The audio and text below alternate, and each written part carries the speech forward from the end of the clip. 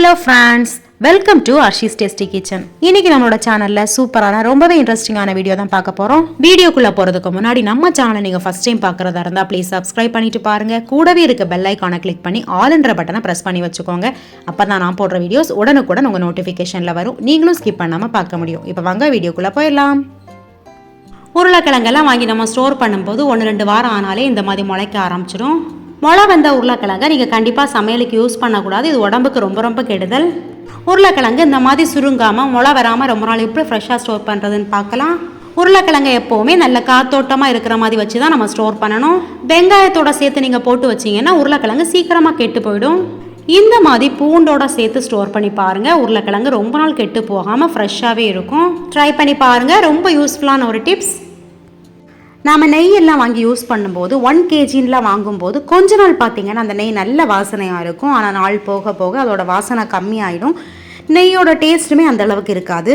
பாட்டில் காலி ஆகிறது வரைக்குமே இந்த நெய் நல்ல வாசனையாகவும் டேஸ்ட்டாகவும் இருக்கணும்னா இதில் ஒரு சின்ன துண்டு சர்க்கரை போட்டு வச்சு பாருங்கள். ரொம்ப யூஸ்ஃபுல்லான ஒரு டிப். கண்டிப்பாக ட்ரை பண்ணி பாருங்கள். நாம் மோஸ்ட்லி கத்தி வச்சு தான் இஞ்சியோட தோல்லாம் எடுப்போம். இல்லாட்டி நம்ம ஸ்பூன் கூட வச்சு எடுக்கலாம். அப்போ கூட இஞ்சி தோல் அழகாக வந்துடும். ஒரு டைம் இந்த மாதிரி ஃபில்டர் வச்சு இந்த இஞ்சியோட தோல் எடுத்து பாருங்கள். சூப்பராக தோல் இளவி வந்துடும். பிகினர்ஸுக்கெல்லாம் இந்த டிப்ஸ் ரொம்ப யூஸ்ஃபுல்லாக இருக்கும். கத்தியால் இஞ்சியோட தோல் எடுக்கும்போது ஒரு சில நேரங்களில் அதோட சதைப்பகுதியும் சேர்த்து வேஸ்ட்டாக போயிடும். இந்த ஃபில்டர் வச்சு எடுக்கும்போது கொஞ்சம் கூட சதைப்பகுதி வேஸ்ட் ஆகாது. அதே டைம் தோல்லாம் நீட்டாக வந்துடும். தோலுமே பார்த்தீங்கன்னா அந்த ஃபில்டர்லேயே ஒட்டிக்கும். ரொம்ப மெஸ்ஸி ஆகாது. க்ளீன் பண்ணுறதுக்கும் நமக்கு ரொம்ப ஈஸியாக இருக்கும். கண்டிப்பாக ட்ரை பண்ணி பாருங்கள். ரொம்ப ரொம்ப யூஸ்ஃபுல்லான ஒரு டிப் தான்.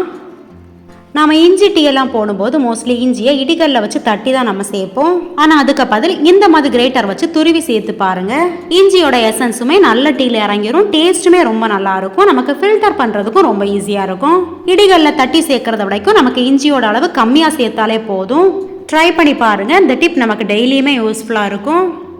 எப்போவுமே நம்ம முட்டை வேக வைக்கும் போது முட்டையை ஒரு டைம் கழுவுனதுக்கு அப்புறமா தான் நம்ம வேக வைக்கணும். முட்டை மட்டும் இல்லைங்க, ஒரு சில நேரங்களில் நம்ம பேக்கெட் பால் வாங்கும்போது அந்த பேக்கெட் பாலையுமே தண்ணியில் ஒரு டைம் கழுவிட்டு தான் நம்ம யூஸ் பண்ணணும். கடைகள்லேருந்து வாங்கக்கூடிய இந்த ஒரு சில பொருட்களை நம்ம கழுவாமலே அப்படி யூஸ் பண்ணிடுவோம். என்னதான் முட்டையை வேக வச்சு சாப்பிட்டாலுமே ஒரு டைம் கழுவிட்டு அதுக்கப்புறமா முட்டையை வேக வைங்க. அதுதான் நல்லது. அடுத்து பார்த்தீங்கன்னா நம்ம முட்டை வேக வைக்கும்போது ஒரு சில முட்டை பார்த்தீங்கன்னா சீக்கிரமாகவே உடஞ்சி போயிடும்.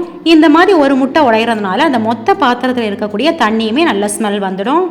இதை அவாய்ட் பண்ணுறதுக்கு என்ன பண்ணலாம்னா நம்ம முட்டை வேக வைக்கும்போது அந்த தண்ணியில் கொஞ்சமாக கல்லுப்பு சேர்த்துக்கோங்க.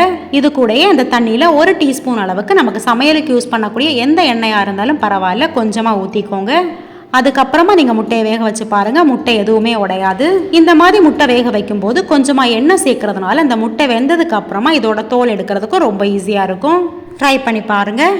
நம்ம கிராசரி ஐட்டம்ஸ் வாங்கினோன்னா இந்த மாதிரி கவரில் கொடுப்பாங்க. இதை நம்ம கண்டெய்னரில் ஸ்டோர் பண்ணி வைப்போம். கண்டெய்னரில் ஸ்டோர் பண்ணிட்டு மீதம் இருக்கிறத நம்ம கட்டி வைக்கிறதுக்காக ரப்பர் பேண்ட் தேடிட்டு இருப்போம். ரப்பர் பேண்ட்லாம் தேவையில்லைங்க. இந்த மாதிரி அடுப்பில் ஒரு ஸ்பூனை நல்லா சூடு பண்ணிக்கோங்க. இனி இந்த ஸ்பூனில் இருக்கக்கூடிய சூடை வச்சு இந்த கவர் லைட்டாக தேய்ச்சி விட்டிங்கனாலே போதும். இந்த கவர் சூப்பராக ஒட்டிக்கும். ஆனால் நீங்கள் இந்த ஸ்பூனை ஓவராக ஹீட் பண்ணிடாதீங்க. ரொம்ப ஹீட் பண்ணிங்கன்னா அதுக்கப்புறமா கவர் உருகி போயிடும். பாருங்கள், நல்லா டைட்டாக சீல் ஆகிடுச்சு. இனி இதில் இருக்கக்கூடிய பொருள் எதுவுமே கீழே கொட்டாது. இந்த கவரை இப்போ நான் கவுத்தி காமிக்கிறேன் பாருங்கள். சிம்பிளான ஒரு டிப்பு தான் இது. ஆனால் கண்டிப்பாக உங்களுக்கு யூஸ்ஃபுல்லாக இருக்கும். நம்ம பசங்களோட ஸ்கூல் யூனிஃபார்மாக இருந்தாலும் சரி, இந்த மாதிரி ஒயிட் கலர் டவலாக இருந்தாலும் சரி, இந்த பசங்க ஒரு சில நேரங்களில் இந்த மாதிரி பென் வச்சு வரைஞ்சிடுவாங்க. இந்த பெனில் இருக்கக்கூடிய இந்த இங்கு சீக்கிரமாக ஒன்றும் போகாது. சோப்பு போட்டு நீங்கள் என்ன தான் தேய்ச்சாலுமே போகாது. இந்த இங்கை நம்ம ஈஸியாக எப்படி ரிமூவ் பண்ணுறதுன்னு பார்க்கலாம். இதுக்காக நான் எடுத்துருக்கிறது பார்த்தீங்கன்னா நம்ம வீட்டில் இருக்கக்கூடிய பெர்ஃப்யூம் தான். இந்த இங்கு மேலே இந்த பெர்ஃப்யூமை லைட்டாக அடிச்சு விட்டுருங்க. லைட்டாக காஞ்சதுக்கு அப்புறமா மறுபடியும் ஒரு டைம் அடிச்சு விட்டுருங்க. இந்த மாதிரி ஒரு 2-3 தடவை ஸ்ப்ரே பண்ணி விட்டாலே போதும். இந்த இங்கு கரை சூப்பராக போயிடும். இதுக்காக நீங்கள் கஷ்டப்பட்டு ரொம்ப ப்ரஷ் வச்சு தேய்க்கணுன்ற அவசியம் இல்லை. சூப்பரான ரிசல்ட் கிடைக்கும். அதே டைம் துணியுமே ஃபேட் ஆகாது. கண்டிப்பாக ட்ரை பண்ணி பாருங்கள். தீபாவளி ஸ்பெஷல் ஸ்வீட் ஒன்று பார்க்கலாம்.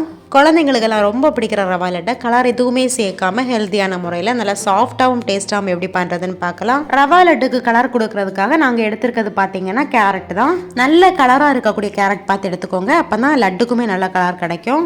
நான் இன்னைக்கு 3 கேரட் எடுத்து இதோட தோல்லாம் நீக்கிட்டு இந்த மாதிரி மிக்ஸி ஜாரில் சின்ன சின்னதாக கட் பண்ணி எடுத்து வச்சுருக்கேன். இப்போ இந்த கேரட்டோட ஒரு 1/4 கப் அளவுக்கு தண்ணி சேர்த்து நல்ல பேஸ்ட்டாக பாருங்கள். இந்த மாதிரி நல்ல பேஸ்ட்டாக அரைச்சி எடுத்துருங்க.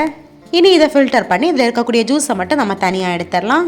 கேரட்டோட ஜூஸை மட்டும் நம்ம எடுத்துகிட்டு சக்கையை கீழே போட போகிறதில்ல. இதோட சக்கையும் சேர்த்து தான் நம்ம லட்டுக்கு யூஸ் பண்ண போகிறோம். இந்த கேரட்டோட ஜூஸ் பார்த்திங்கன்னா கரெக்டாக ஒரு 1/2 கப் அளவுக்கு இருந்துச்சு.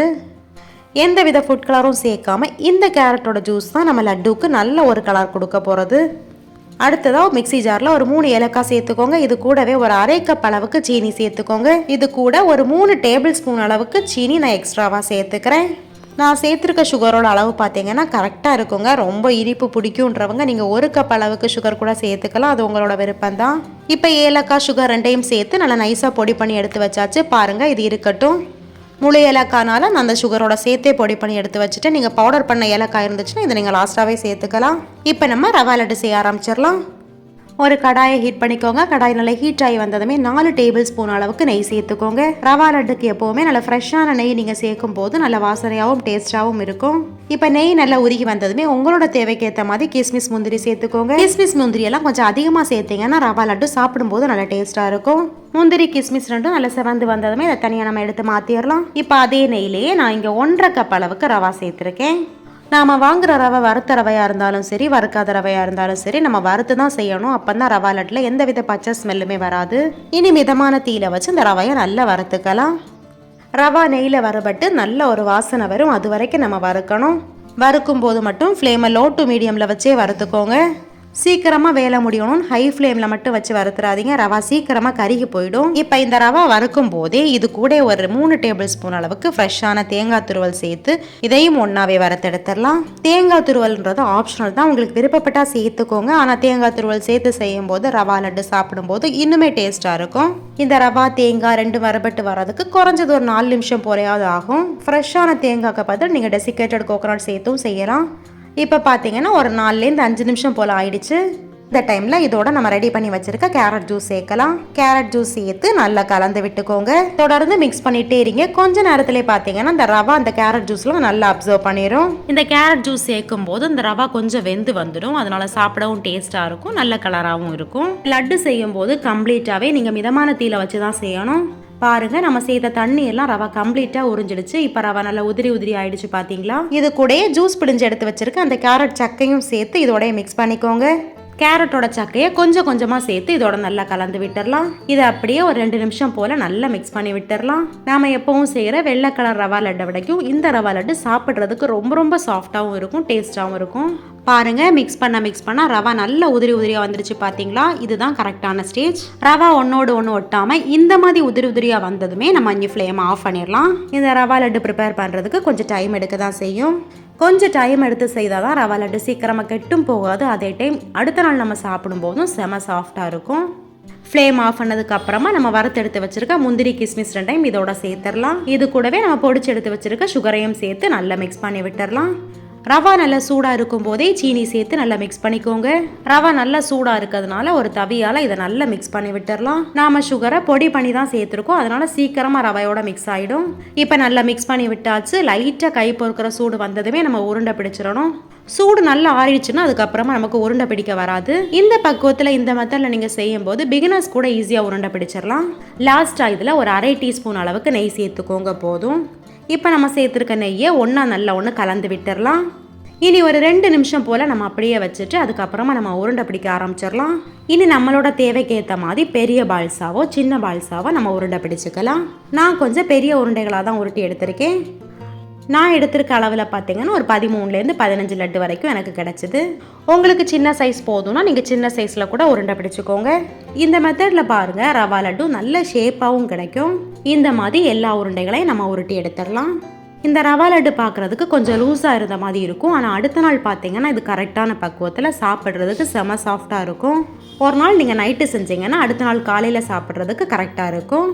இந்த லட்டு பார்த்தீங்கன்னா 5 to 6 days கெட்டு போகாமல் நல்லா சாஃப்டாகவே இருக்கும். நாம் இதில் கேரட் ஜூஸ் சேர்த்துருக்கோம். இதுக்கு பதில் நீங்கள் பீட்ரூட் ஜூஸ் சேர்த்தும் செய்யலாம். அதுவுமே ரொம்ப ஹெல்த்தியாகவும் இருக்கும், ரொம்ப கலர்ஃபுல்லாக இருக்கும். ட்ரை பண்ணி பாருங்கள். நார்மலாக நம்ம லட்டு செய்கிறதுக்கு இந்த மாதிரி கேரட் பீட்ரூட் ஜூஸ் எல்லாம் சேர்த்து செய்யும்போது அதோட சத்து நமக்கு கிடைச்ச மாதிரி இருக்கும். கிட்ஸுமே கொஞ்சம் கலர்ஃபுல்லாக இருக்கும்போது விரும்பி சாப்பிடுவாங்க. இப்போ ஒரு லட்டை நான் பிச்சு காமிக்கிறேன் பாருங்கள். உள்ளேயுமே நல்லா சாஃப்டாக இருக்குங்க. இந்த லட்டு அடுத்த நாள் ஆனாலுமே சாஃப்ட் இப்படியே தான் இருக்கும், ஹார்ட் ஆகாது. ஒரு சில டைம் நம்ம லட்டு செய்யும்போது அன்னைக்கு நல்லா சாஃப்டாக இருக்கும், அடுத்த நாள் பார்த்தீங்கன்னா ரொம்ப ஹார்ட் ஆயிரும். இந்த லட்டை நீங்கள் எல்லோரும் கண்டிப்பாக ட்ரை பண்ணி பாருங்கள். ரொம்ப டேஸ்ட்டாகவும் இருக்கும், செம சாஃப்டான ஒரு லட்டுங்க. இந்த வீடியோவில் சொல்லியிருக்க ஸ்வீட் ரெசிபி டிப்ஸ் எல்லாமே உங்களுக்கு கண்டிப்பாக யூஸ்ஃபுல்லாக இருக்கும்னு நினைக்கிறேன். வீடியோ பிடிச்சிருந்தா லைக் பண்ணுங்கள், சப்ஸ்கிரைப் பண்ணுங்கள், அப்படி உங்கள் ஃபேமிலி அண்ட் ஃப்ரெண்ட்ஸோட மறக்காமல் ஷேர் பண்ணிக்கோங்க. தேங்க்ஸ் ஃபார் வாட்சிங்.